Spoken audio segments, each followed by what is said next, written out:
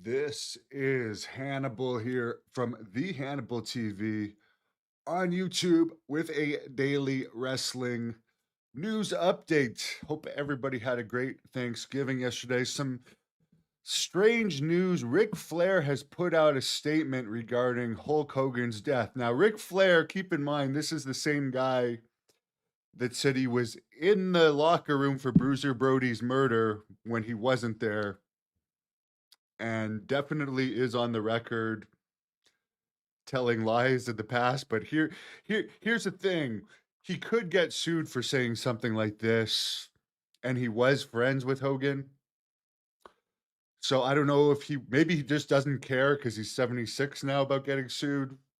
But here's what he says: "Quote, I talked to him the day before he died. I shouldn't say this, but what killed him was street drugs.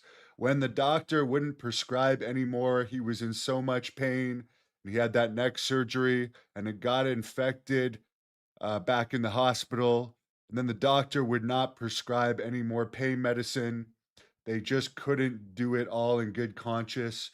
So they went and got illegal street drugs. His body says, you know what? Bingo, I can't do it anymore." He later added, "It's all going to come out in the media in the next 30 days. You'll read about it anyways. I just don't feel free to talk about it." End quote. So he doesn't feel free to talk about it, but he says it. So basically what he's saying is the doctors was not prescribing him enough medication to keep him out of pain.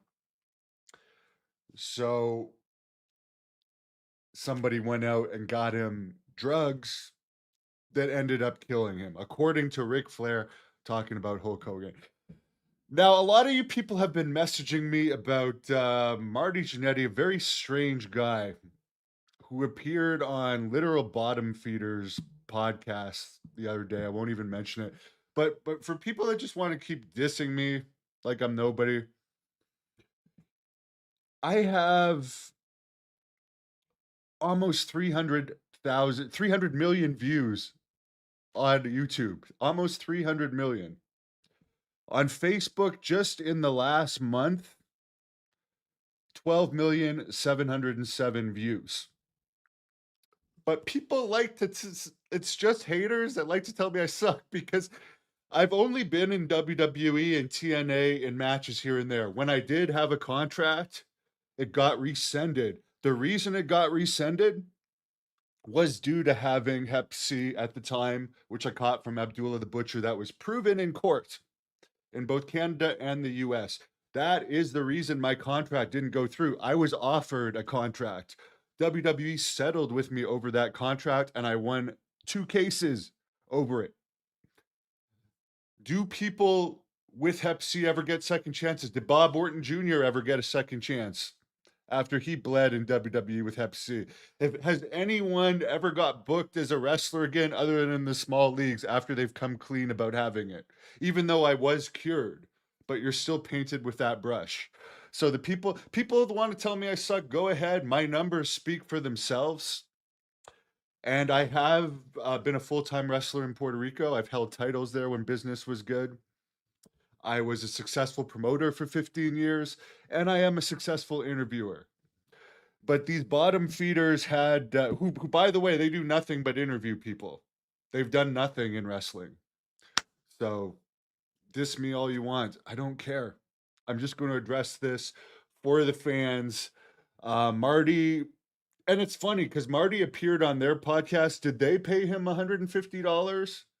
Because his whole reason he's mad at me is because he came to me wanting to do a regular podcast, and he claimed on this podcast that he wanted $10,000, which makes no sense at all.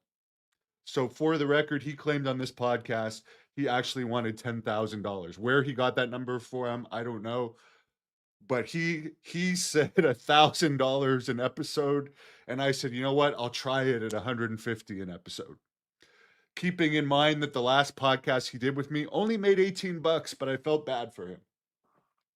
So, anyways, he made false accusations about me. I have no criminal record, and now he's made other personal accusations against me.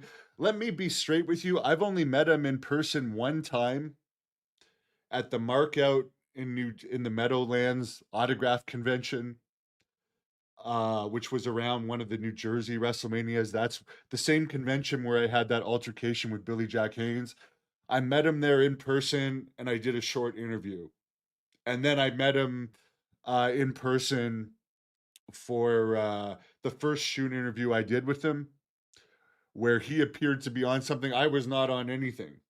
So for him to act like he knows me, because the only interactions I've had with him is through interviews, how exactly does he know me? That's what I want to know. He doesn't know me. So I'll leave it at that.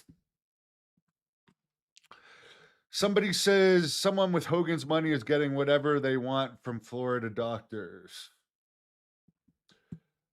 Was Marty drunk when he said that? I don't know if he's ever sober. Honestly, don't know if he's ever sober. Thank you guys, and a lot of people are saying that I shouldn't even address this, and you're right. But when people are all asking me to do it just to stop the messages, I'll do it. I do feel bad for him, but for the people saying, "Oh, you guys are going to make up," no. When someone makes false personal accusations against you, you don't make up with them. They become garbage to you. I've given him enough paydays. I would have continued giving them, but he would rather turn down my money and then go appear on some podcast and diss me.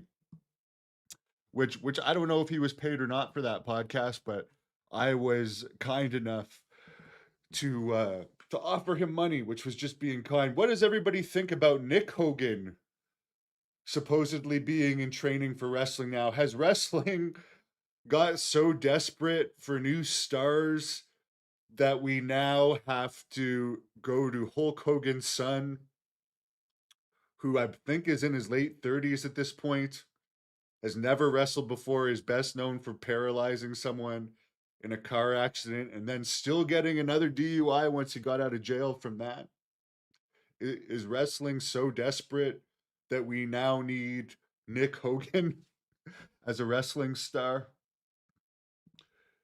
Who knows?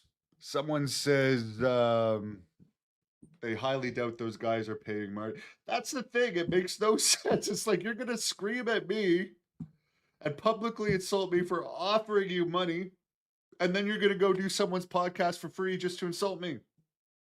And you're saying you're such good friends with me. Why are you? I basically said we can start at 150 if you want to do a regular one, and if it does well, I'll up your pay. But now you get nothing. Someone says the Iron Sheik says, back the Hulk Hogan.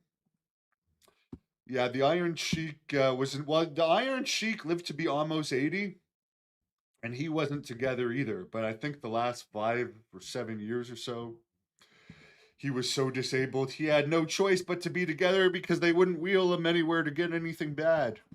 Anyways, I wish everyone a great day. Let me know what you think about the Ric Flair accusations of Hulk Hogan dying from street drugs in the